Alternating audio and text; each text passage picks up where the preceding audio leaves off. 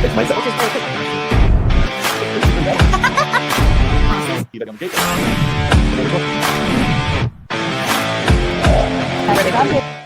Ty, we're back from IT Expo. Love the panel, love the partners that we met up with, especially because we've found new partners and new opportunities. And today, guys, this is what we're talking about, is because this literally from IT Expo was probably one of the biggest decisions many business owners make is, what do I have to look forward to? How do I navigate 2026? And Ty, you said it yourself, not only were you more strategic, but they need a capital partner. Absolutely, Shar. Like when you look at the evolution of where we are in today's society with the advent of new products and new strategies, new structures, new institutions, the just the simple concept of debt, people think I just want to borrow a loan. Well, that loan has so many different layers to what it Mm-hmm. could be and what it could look like and how it could help you and different access points. So the concept of debt and the concept of us borrowing money has become more layered. And when we look at the future outlook, not just 2026, but the next 10 years, we have to understand it better and we have to reframe our thinking of it, right? And IT Expo gave us a huge platform to see what the MSP industry and what the IT industry are doing in terms of building, growing, scaling, M&Aing businesses, but it applies to all businesses, right? The understanding of debt, understanding of financing, understanding of capital, how all of that parlays and plays into your approach into business. It's changing, it's evolving, and you got to be aware of it. Well, and I think a lot of times people don't realize that, debt, when you're a consumer debt, it's different than business debt. There are two distinct groups. And, a lot of business owners use their business as kind of a personal checking account. Mhm. And we said at the M&A session that that's not what's going to fly in an acquisition. You can't treat it like that. This is a different entity altogether. Many people are lifestyle business owners, so they don't really take that next step into really running a business. And so, Ty, when you think about, what debt means to entrepreneurs, I think we don't want to really talk to the lifestyle debt, strategy. This is more of businesses who want to grow, get their valuation up so they can sell or weather the storm of this very difficult market that we are in for some industries. Yeah, it's okay if you want to have a lifestyle business. And again, there are ways to structure your business in the way that it serves your lifestyle. However, you have to start with the end in mind. What is this business going to look like in 5, 10 years? Is this something I'm going to sell? Is this something I'm going to pass on to my relatives or my family? Is this something that I'm going to merge into another company? Is it something I'm going to IPO? And you understanding at the point you start the business where you want to be in 5 years. I'm not even saying the lifetime of the business, just where you want to be in 5 years allows you to start structuring everything about that business today to make sure that it is transferable, whatever that method looks like, in that 5 year period. And it's again part of people getting smarter, part of people starting to learn a little bit more about business. 20 years ago, we had an idea and we would hire lawyers, or lawyers would come in and VCs would come in and angel investors would come in and say, you should do this, this, and this. Today, everything's available for us directly, whether it's on YouTube or on AI. We can kind of figure, okay, well, I want to start this business. What do I need to do? But you don't know what the prompts are. What do you ask for? You don't know how to best assess whether or not that is the thing that you have to do, or ask ChatGPT or prompt things for, as to set yourself up. So this is where you still need a capital partner. This is where you still need somebody who's touching businesses on a daily basis, or touching different debt cycles, different lenders, different founders, and so on, and able to say, okay, of the 300 companies that I've looked at, here's what you might want to consider, and here are some ways you can start researching this. Right. And here's a couple of scenarios, guys, that we talked about. One of the companies that we were on stage with was doing multiple acquisitions, but they were looking at the numbers. And that number to them gave them truly the actual evaluation of the business. And Ty, one of the things that really stood out to me was they had brought one of the companies that they did the acquisition for. And he too said, it's not a 5-year decision. It was a decision he needed to make today to work towards. And a lot of people believe that, oh, I'll get to it. And I don't think that's true. I think a lot of people are learning, especially if they've gone through an M&A, that, wow, I wish I knew my number before. Exactly. The when you decide on a number that you want to exit for the company, and I've seen this in multiple cases and examples, you can get to that number in 3 years, right? But to get to that number in 3 years requires structure and strategy. It requires reducing expenses, creating wider profit margins, showing multiple monthly recurring revenue of a certain percent. It's about having contracts staggered for 2, 3, 4, 5 years to show, a future projection of growth in revenue. You have to structure what that number looks like in your business consciously over the period of time. Sometimes it includes taking employees off the book, W-2s off the books, and having 1099s. So one line item goes up, but the other line items come down. And again, you show bigger margins because you've moved from a fixed expense to a variable expense, because you can move 1099s around a lot easier than you can do W-2s.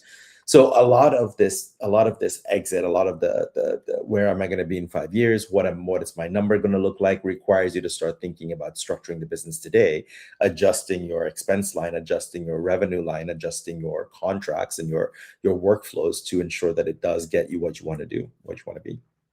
Well, and something else someone said from stage was that a lot of times the number isn't necessarily representative like how much money you make, guys. It's about retention.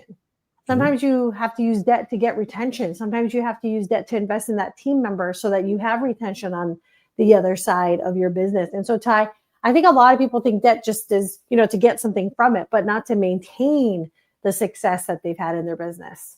Yeah, we talked a lot about making sure that listen, you have to work yourself. If you're looking for an exit, if you're looking, whether that's again an acquisition or you're looking to pass it on to someone else, you have to work yourself out of the business. And that's something people don't constantly think of, right? How I started this business, I was the only person when I started. I was doing everything. Yes, you have team members under you now, but what does it mean to work yourself out of the business? As the founder, that business needs to be able to run with you absent.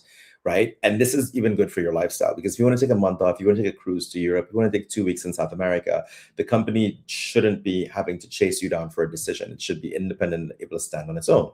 You may not be there yet. You may have to work yourself into it, but this is what it means with starting with the end in mind.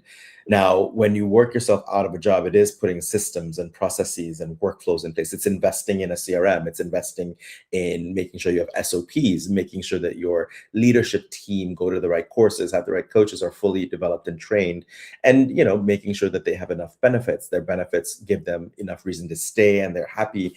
And so your systems, your structure, your processes, and your people are all lined up so that you can take that month off. You can take that exit. You can not be the bottleneck in your business.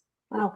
And I love that, Ty, because I think as we, look at 2026 and what's coming and what's happening, I think a lot of people aren't looking at their current customers. And I think they should, because that is a place where you should make the most investments today with not only your money. Yeah, it's easier, as we all know, it's easier to retain a customer as it is to acquire a new one, especially with these meta ads going up and down and this whole concept of advertising is so hard to nail down because we're in a sea of noise. And what channel do you use and how effective are you? So when you face with acquiring a new customer, as opposed to retaining an existing one, retention is key, and making sure you're investing in the systems for that retention to matter, right? And this is, again, making sure that things like your surveys and your reviews and your customer retention policies and your renewal rates are all high, and investing in the systems to make that possible, investing in the CRM, investing in member retention events, investing in different tools to keep your existing base happy. And as we wrap up, I want everyone to hear this, Ty, because I felt like this was a common lack of understanding, lack of education, even in the room that we were and panelists, was that a lot of businesses feel like today's the day that they know their number. It's not really that, guys. It's knowing the number of what takes you to 5 million is different than what takes you to your first million. It is such a different process. It's a different strategy. It definitely is a different investment amount.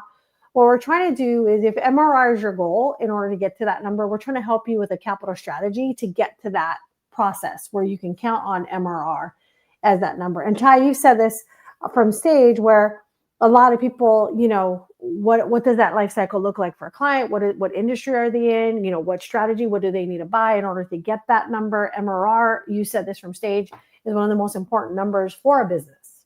Yeah, when somebody's buying a business, they want to know that it's coming with recurring revenue, people who are under contract and staying with your business on a regular basis. And if that, the higher that number is, the better it is for an acquisition, the better it is for a merger, the better it is for the person after you to see it, the better valuation you get in an IPO.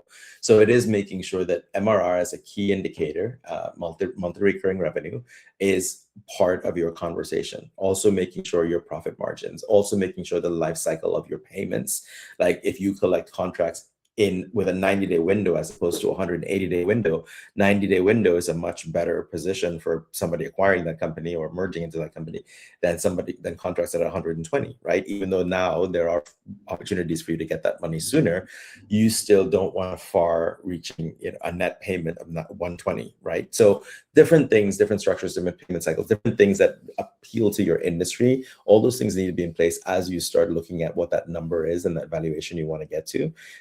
And really just consciously structuring your business. And we always talk about working on the business instead of in the business. It is making sure that you are consciously looking at, okay, what lever do I need to pull and what things do I need to adjust so that I can get the business structured, the independence I need, and the future valuation I'm looking for. Yep, exactly. Well, Ty, again, where can they go to get some help, get some capital strategy, even a discovery call? Because I think a lot of people won't raise their hand and say, hey, I need help. I think a lot of people, even in our own room, came up to us after because they didn't want to ask a question because they were a little nervous about what other people would think. And that's where we want to tell you guys, we're really good at telling you we've all been there. We know what you're struggling with and what you need help with. Yeah, so just visit us at oneglobalfinancing.com. There's an information form. We don't charge for any of our services up front, so you are more than happy to come have a conference consult, let us know where you're at, what you're looking for, how we can best support and help you. If we can't, we'll give you a ton of resources. If we can, again, you don't pay anything up front. We'll help you all the way through the process until at the end where you can actually benefit. And then, then hopefully we've solved the problem for you that is of value to you. So oneglobalbusinessfinancing.com. You can also find me on LinkedIn, on Facebook, on Instagram, on TikTok, and on YouTube. Perfect. Thanks so much again, Ty. And thanks so much to our partnership at One Global Financing, where real solutions help you as an entrepreneur succeed in your business. Thanks again, Ty. Thanks, Shar.